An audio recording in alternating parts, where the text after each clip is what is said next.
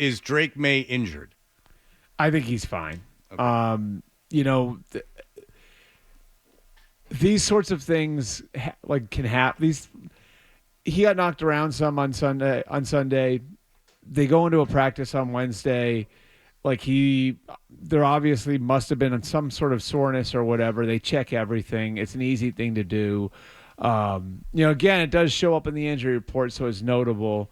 But look, you're not pushing a guy out there in this circumstance who's that important to the franchise in a Wednesday practice or a Thursday practice if there's something like structurally wrong with his knee. So do they have to check it out? Sure.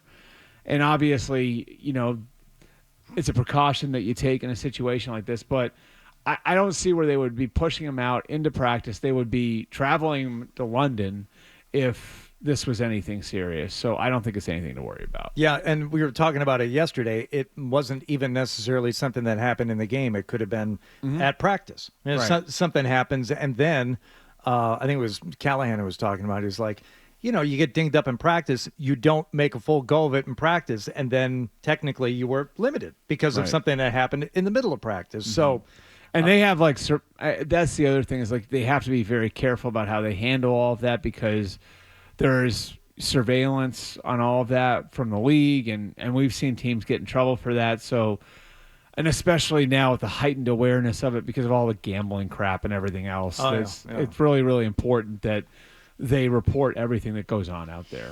All right. Real quick. I'm sorry. Go ahead. Just briefly. So it would be Jacoby Brissett going back in should something happen at this point. I mean, it's just going to be which is weird two. because you pull him out and this wasn't let's get a look at the kid. In part, it was Jacoby's not good enough, so now you'd have to go back to him. You're not talking about derailing a season or anything. That's not the that's not the fear, The right? season was never on the rails. It's just going to add to an already kind of strange dynamic, especially when Joey Milton comes in and starts taking over. All right, so Bert is here, MMQB.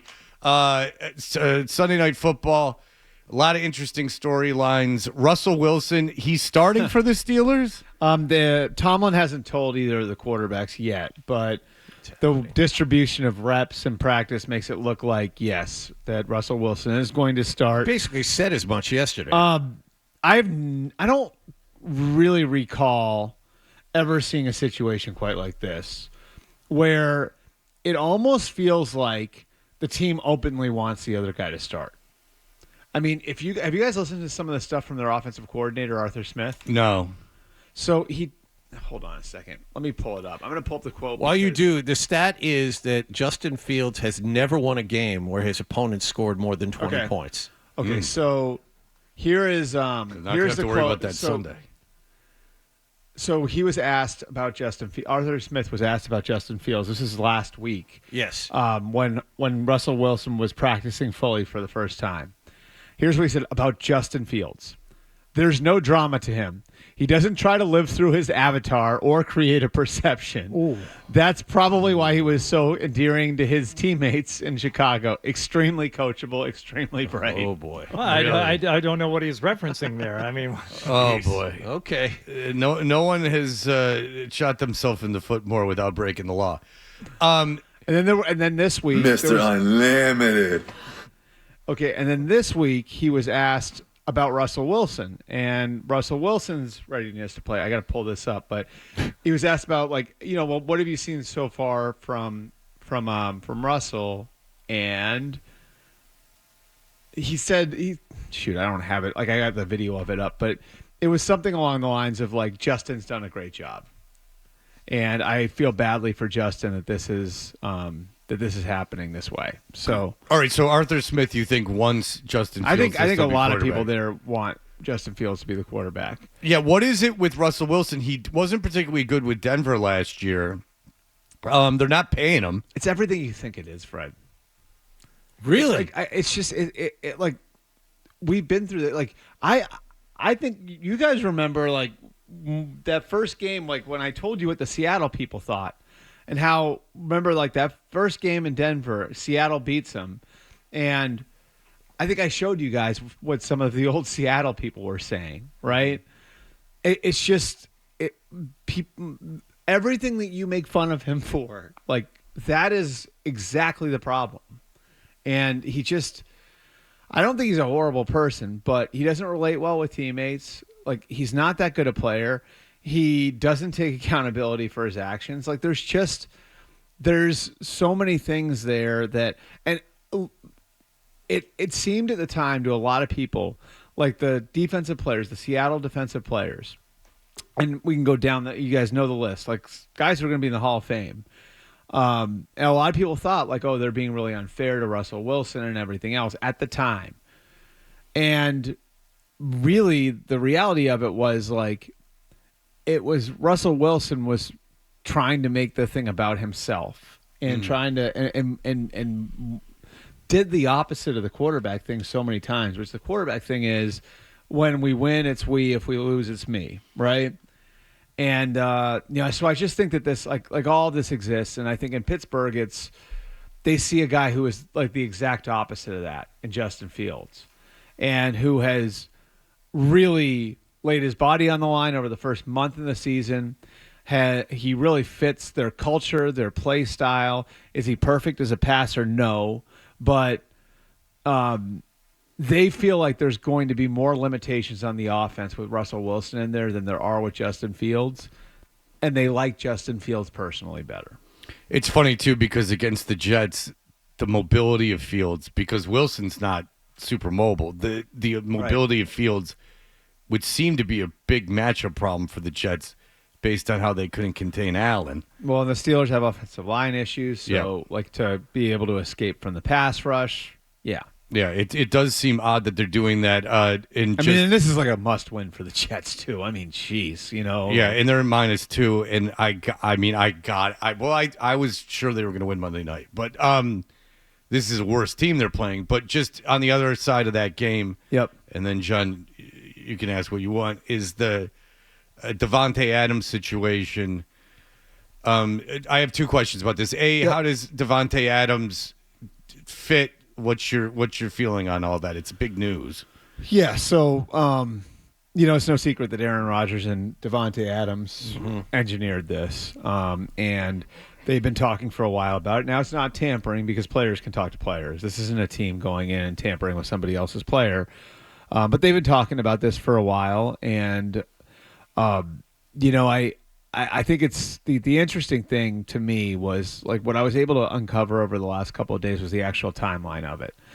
And the Jets didn't put an offer on the table until after Robert Saleh was fired last week. So they didn't have a hard offer on the table for Devante Adams until after all the stuff that happened last week.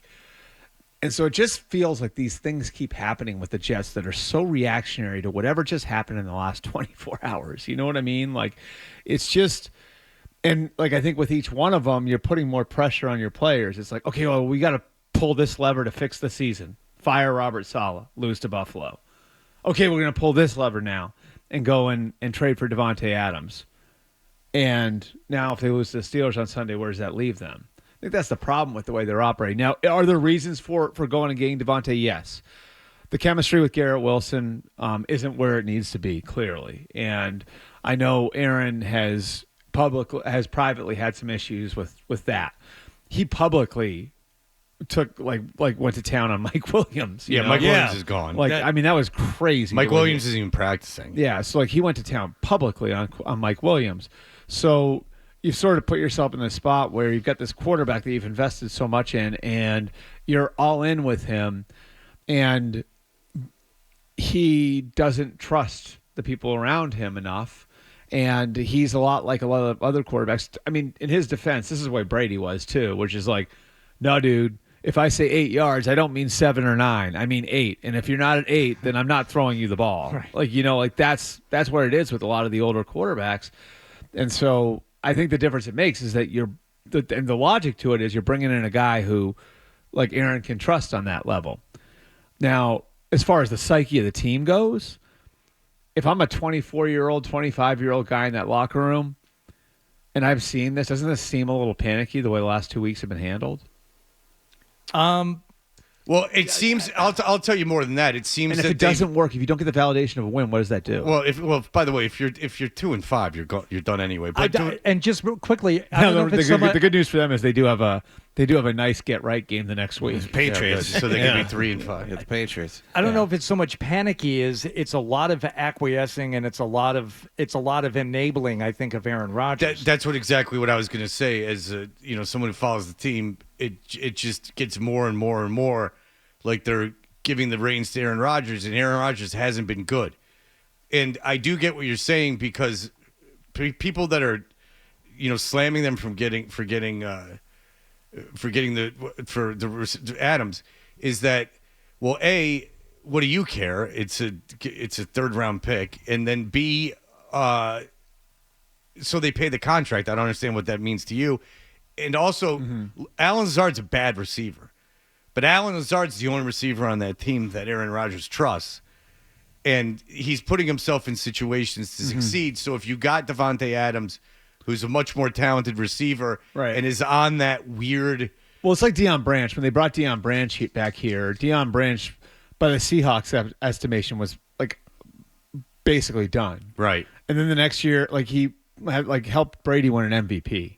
Yeah. I do think that there's something to that. Oh, no, there definitely is. And by the way... look at what Juju did when he was back with Mahomes. Exactly. There's just this connection. And that's more on Rodgers, I think, than Garrett Wilson. All right. Let's take a break. And then when we come back, we can continue to talk about what is going on in the NFL. As last night, there was a terrible game, but Bert is on... You weren't entertained? No. But can't say I lasted very long. But Bert is on the Amazon broadcast now. He's a big shot, but he still comes in here as close to the bell as he can, as the Patriots take on the Jaguars. 9:30 a.m. From the MMQB is here. Johnny, you had something you wanted to ask him about. We were talking about Aaron Rodgers and the way he treated Mike Williams. I mean, I have a hard time believing that there are a lot of people in that locker room that actually like Aaron Rodgers, or there are a lot of people in the organization that like Aaron Rodgers at this point. What have you heard? Yeah, I think what's interesting about him, and this goes back to Green Bay. Now on the team employee side, right? Executives, coaches, equipment people, weight room staff, all the way down. I think one thing that's really interesting about Aaron Rodgers, and I think this actually speaks well of him, is when he throws punches, he punches up. And if you look in Green Bay, his issues weren't with the equipment staff. There weren't stories about him like there were about Brett Favre, where he has the separate locker room and there's Favre's. Right, even Russell Wilson when he was in Denver. Right, yeah. Right. What it was that he would get indignant with his bosses and he would have an issue with, and so I do think to some degree that's one thing that's misunderstood about him when you're talking about the non-player side. Right, even though he treated Mike Williams poorly. No, but we're going to get there. We're going to get there. Okay. But the non-player side, he doesn't punch down. He punches up. On the player side, I think you're either in or you're out. Okay, so if you're in his circle, he is loyal. He is great. And I think the people who are in his circle love him. How many So people if you, are those? sorry. So if you agree with him and you suffer through his nonsense and his pseudo intellect, then he likes you. Oh, yeah. Hiding in a dark room's a great I would idea. say it is evidenced by the amount of people that followed him, though, right? So Randall Cobb follows him. Alan Lazard follows him. Robert Tonyan wanted to follow him. David Bakhtiari is very loyal to him. There's just, I think if you look at it the guys who are in his circle, he will do anything for. If you're outside the circle, that's different, So it's sort of interesting that way too. The way the guy operates. I get what you're saying. It's just an awfully low bar. It's he doesn't pick on low level employees, so he's pretty. Mike Williams also isn't exactly a practice squad receiver. No, but Mike Williams is a guy who's on his third contract and is an accomplished NFL player, and so I don't. When you say he doesn't punch down, that's not punching down though. Mike Williams is no, but that's what you said. It's he doesn't punch down. He doesn't have a problem with the equipment guys, or he doesn't need a separate locker room. It's there's only a handful of guys who have that moniker, and if everyone universally agrees, those are bad dudes. Like, no Yeah. one wants to be around those guys. So that's not a very high bar to set, Right. to start things off with. And for receivers to leave a bad situation, to Yeah. go to a place where Now- that guy can throw the ball and he likes throwing the ball to me, I don't give him a ton of credit for Right. being a great And teammate now- just now- for guys like that agreeing to join him. And now what I would say, where I agree with you, Hardy, is that a quarterback should not go up and give that level of detail on what someone else did wrong. That's I not can't his- remember. What was the last time the quarterback trust did me, that? and trust me, you guys know me. Like I believe this for all of us. We're not in the business of telling people to shut up. We want people to keep Right. talking, But like in a situation like this, I was floored by the amount of detail like he went into and what Mike Williams did wrong. And I can say this too. Like the Raiders asked for Mike Williams in the trade, and the Jets said no. So, like, I don't think they're just giving him away. There's some weird stuff, I think, going on with a lot of different things there right That's now. very odd. Like what? considering the That's- report we got. Yeah, like what? What's weird about what's going on there? It's just, I mean, I think it flows from the top down. And I think when Bill went on the Manning cast and said what he said, I think Bill knows stuff. Because I know some things too. And I think so much of the issue there is systemic and goes all the way up to the owner. And it plays that thing that Parcells would tell all of his young assistants 20, 30 years ago when they were pursuing head coaching jobs. And Bill Belichick took this and put it in his back pocket. And it's been sitting in there since, which is there's one thing you can't change. It's the owner. You can change whatever you want when you go to a new organization. You cannot change the owner. And Woody has just, he's screwed up so many things there. And I just think that organization is so sideways and runs so haphazardly. Did you guys see the story I told about Jeff Ulbrich on the Thursday night show last week? No. Okay, so Woody wasn't happy with what Saleh wasn't Woody's hire. Okay, Christopher Johnson hired Saleh while Woody was still over in the UK serving as ambassador. So Woody inherited him. And there was a feeling in that building that Woody and Saleh were never really on the same page. So first couple of years, things don't look awesome, and Woody is looking for his pound of flesh to serve up to the fans. And Jeff Ulbrich had been one of the guys that had been kind of what is this guy? Why do we still have this guy around? Whatever. What flipped Woody's opinion was just the fact that when the Niners lost D'Amico Ryans to Houston, when D'Amico got the head coaching job in Houston, Kyle called the Jets and tried to get Ulbrich out of there to replace him. And then all of a sudden it was like, oh, well, wait a minute. Mm-hmm. Maybe I was wrong. And then all of a sudden Ulbrich became the guy that Woody looked at as like, well, that must be the next guy. And so for your opinion on one of your employees to flip like that, when you've had him in your building and you've been able to be around him on a day-to-day basis, I think kind of speaks to like the haphazard way all of this has gone. Like firing Saleh, and look, Robert's record is what Robert's record is, right? But the question in the locker room was a fair one. What the hell is this going to accomplish? The strength of our team is our defense. You're taking the architect of the defense out of the equation. We've got a good defensive coordinator. Now that defensive coordinator is going to be the head coach, so you're stretching him thin. And this doesn't address the offense. So what are you fixing? Because the locker room doesn't care about like what they're saying on sports radio. They don't care about your 3-year plan, your 5-year plan. They care about winning right now. And the guys in that locker room looked at it and said, how is this going to help me right now? Right. And, I mean, if you look at where the team was, it wasn't like he lost the locker room. Like, what did that fix? And as it turns out, on Monday night, it didn't seem to fix anything. Right. So now you pull, and that's what I mean when I say you keep pulling these levers. Eventually, it's going to be like, well, what are we left with? And, So is he like a David Tepper? Like, is he like that bad an owner? I think the worst owners, I'll say, and there are more of these than you think.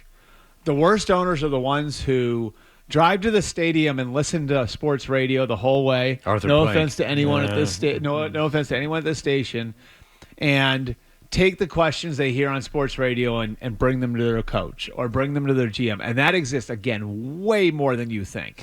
And, they I think a lot of these owners view it as serving their public.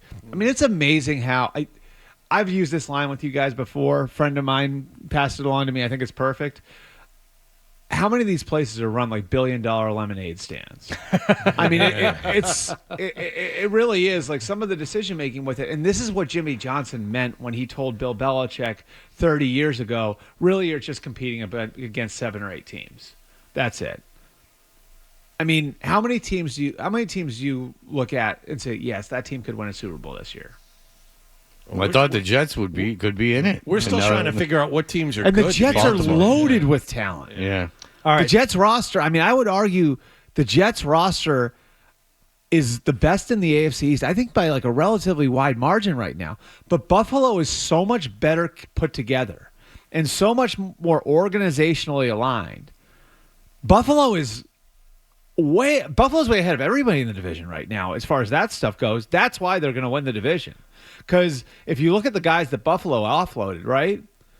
Micah Hyde, Jordan Poyer, Tre'Davious White, Stephon Diggs, Mitch Morris.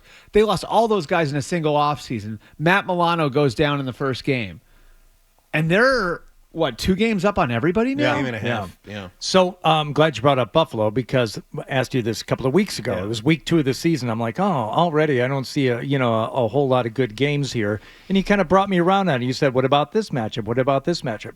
Buffalo's a good example. They've got Tennessee. I'm not all that interested in that. Where's the sneaky good game on the slate this weekend? I mean, Lions and Vikings, I think that's an obvious one. You got 2 good Lions teams. Vikings is great. That's a great matchup. But where's the other game on here? Because I'm not seeing it. I'm not seeing Green Bay. Maybe? Houston Green Bay is a really good one. That's okay. Houston Green Bay is a really good one. Is KC San Francisco going to be that's worth obvious watching? though. That's because of the Super Bowl rematch. I think you know what. Great. What I like here, Neither team looks great. I like both the Monday night games.